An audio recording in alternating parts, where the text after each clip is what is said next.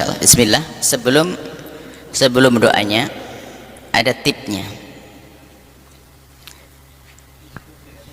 Di dalam hidup itu kita jangan ngikuti gaya hidupnya orang lain.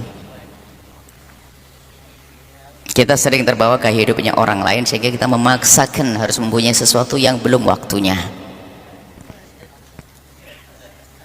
Akhirnya kita ngutang atau kredit. Kalau sudah ngutang sama kredit bayar nggak? Harus bayar kan? Itu yang menjadikan orang akan menjadi terpuruk.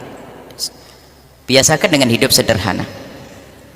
Itu menjadikan kita mudah untuk terhindar dari utang. Biasakan hidup sederhana. Kalau sudah hidupnya jor-joran itu alamat dia bakal banyak utang. Dia memaksakan diri.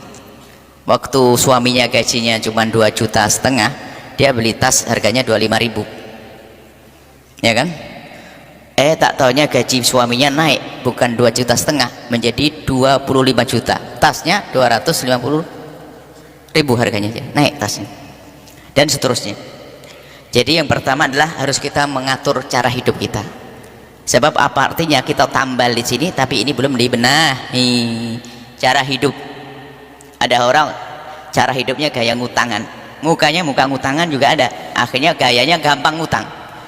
Kalau ketemu sama orang lain bisa minjem duit, nggak apa-apa, isengnya minjem duit sana.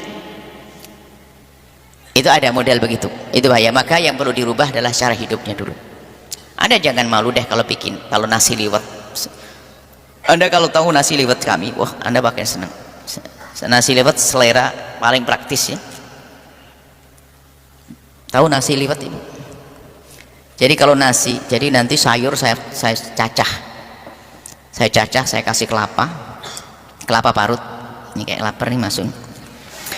Kelapa parut saya kasih teri sedikit-sedikit sama bumbu begitu, 1 piring atau bagaimana. Setelah nasi liwet sudah mulai matang, saya tumpangkan di atasnya. Saya tutup, saya keliling kemana begitu, nanti balik lagi. Itu sudah bumbunya ngerembes ke bawah. Kita balik tuh makan bareng-bareng, enaknya sudah luar biasa. Nggak usah repot deh gaya. Makan dengan kerupuk juga ada, cuman ada gizi dikit dong, jangan kerupuk terus lah. Sederhana. Jadi jangan biasakan hidup ini. Jadi biarpun kita kasih apapun, jangankan kok hanya dikasih doa, jangankan kok dikasih doa, dikasih duit untuk bayar utang pun kalau cara hidupnya belum dibenahi, besok ngutang lagi. Maka kita benahi adalah cara hidup. Jangan gengsi deh naik sepeda, nggak punya mobil nggak ada masalah, naik angkot malah nggak usah mikirin, parkir, nggak usah mikirin ini, nggak usah mikirin beli bensin. Kok bingung orang naik angkot? Ngontrak rumah gengsi, rumah mewah baru dibangun pun kadang-kadang besok langsung mati juga ada. Bahkan ada rumahnya gede, kamarnya ber-AC, kulkasnya gede, kata dokter, untuk sementara bapak jangan minum dingin, jangan tidur di tempat yang dingin. Acok. Bayangkan dunia begitu. Jadi sudahlah, jadi jangan gengsi dengan, kalau Anda gengsi naik sepeda, besok naik sepeda lama. Saya suka sepeda engkol, sepeda lama, suka jalan-jalan begitu, jalan kaki. Jangan biasa gengsi, baju begini. Kalau di Cirebon ada namanya pasar kain, namanya Tegal Gubuk. Saya bisa kain ini ke Tegal Gubuk, beli berapa semeter kiloan itu, setelah dibikin jubah juga. Imamah putih saya cari tidak ketemu tadi. Akhirnya saya pakai hitam ini. Ini kalau beli cuman di sini ada.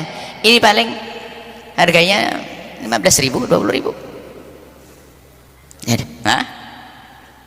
Ada. Bawa ke sini 25 lah.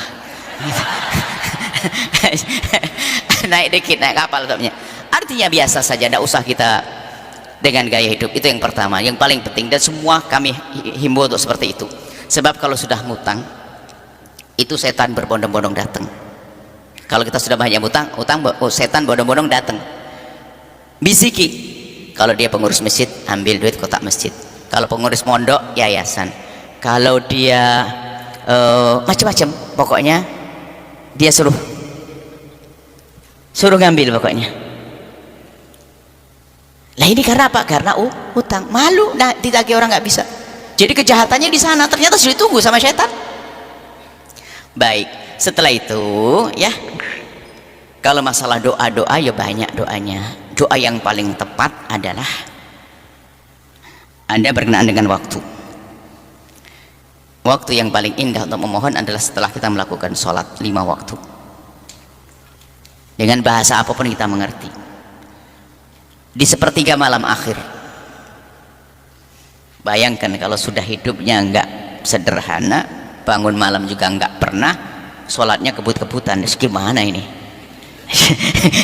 Jadi nah, setiap habis sholat, yaitu setiap habis sholat berdoa memohon kepada Allah dan sebagainya. Kemudian di pertengahan minta kepada Allah. Nah, itu perlu waktu-waktu yang tepat. Dan selagi masih punya utang, jangan berpikir tentang berbuat baik dulu selain bayar utang. Jangan berpikir sedekah dulu. Anda jangan tertipu.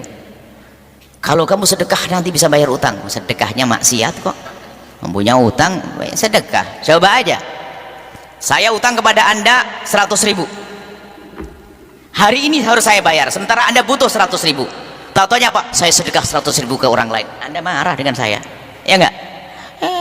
Sedekahan, hutangnya belum dibayar, kan begitu? Kita sering tertipu.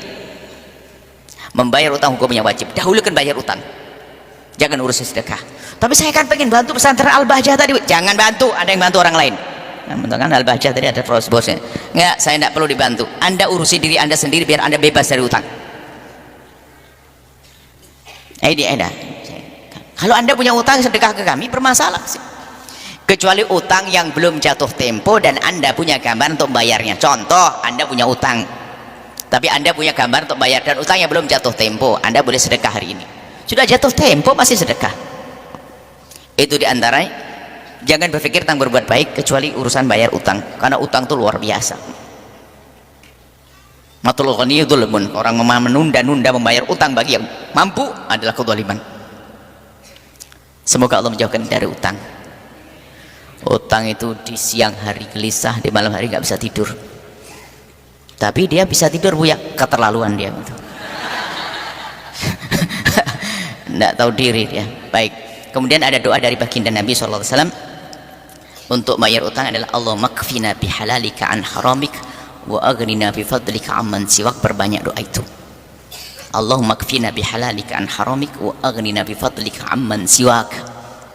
Allahumma kfina, ya Allah cukupkan kami ya Allah, bihalalika dengan kehalalan darimu ya Allah, wa aghnina dan kayakan kami, bifadlika dengan karuniamu amman siwaka, sehingga aku tidak perlu ngutang-ngutang, tidak perlu kepada yang lainnya darimu ya Allah. Ini adalah doa yang diajarkan bagi Nabi Shallallahu Alaihi Wasallam. Kemudian juga diantaranya yang saya lupa kami sebutkan, orang yang dililit utang dan sebagainya, Anda koreksi. Mungkin Anda siapapun punya kesalahan dengan orang tua, bergegaslah menghadap pada orang tua dan minta maaf, karena mungkin kita menyakiti orang tua dan sebagainya. Cium tangannya, peluk dengan hangat, minta maaf dan berjanji untuk tidak mengulangi kesalahan itu, karena bisa jadi sebabnya adalah di sana. Insya Allah setelah itu diselesaikan semuanya. Wallahu a'lam bishawab.